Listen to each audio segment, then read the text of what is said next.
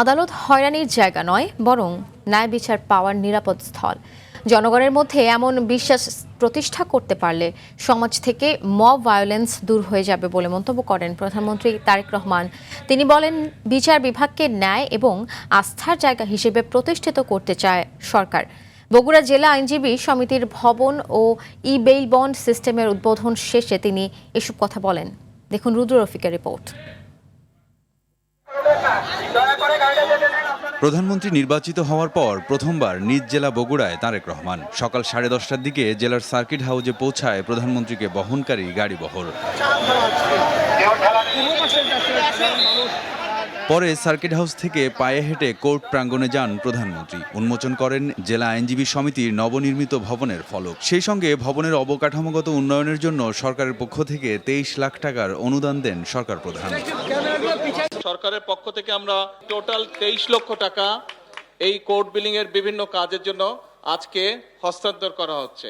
এরপর জেলা ও দায়রা জজ আদালতে বগুড়া সহ 7 জেলায় ই বেইল বন্ড সিস্টেমের উদ্বোধন অনুষ্ঠানে যোগ দেন প্রধানমন্ত্রী। নায়াসিনামাইড ও স্যালিসাইলিক সমৃদ্ধ লিলি ফেস ওয়াশ যা ফেসের ডেড স্কিন সেল দূর করে দেয় দ্বিগুণ ফাস্টার ব্রাইটেনিং। এ সময় তিনি বলেন, আর কখনো যেন কোনো স্বৈরাচার মানুষের অধিকার কেড়ে নিতে না পারে সেজন্য উদ্যোগ নিয়েছে সরকার। ফ্যাসিবাদী শাসনামলে আমরা দেখেছি আইনের দোহাই দিয়ে এমনকি রাতের বেলা আদালত বসে ভিন্ন দল এবং মতে শত শত মানুষকে শাস্তি দেওয়া হয়েছে।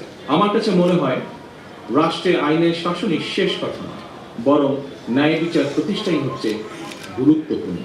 এ কারণেই বর্তমান সরকার রাষ্ট্র এবং সমাজে আইনানুগ ন্যায় বিচার প্রতিষ্ঠা করতে চায়। বিএনপি সরকার দেশে ন্যায় শাসন প্রতিষ্ঠার মাধ্যমে জনগণের ন্যায় বিচার পাওয়ার অধিকার নিশ্চিত করতে বদ্ধপরিকর বলেও জানান প্রধানমন্ত্রী।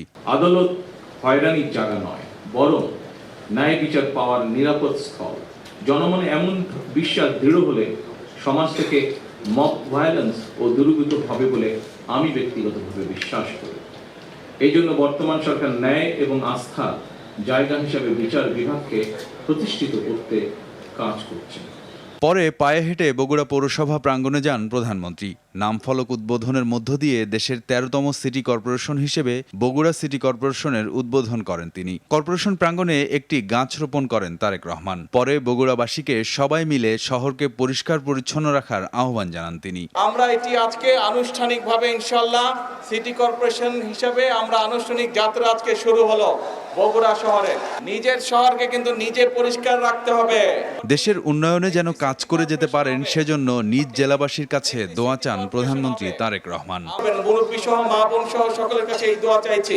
রুদ্র রফিক, RTV, ঢাকা।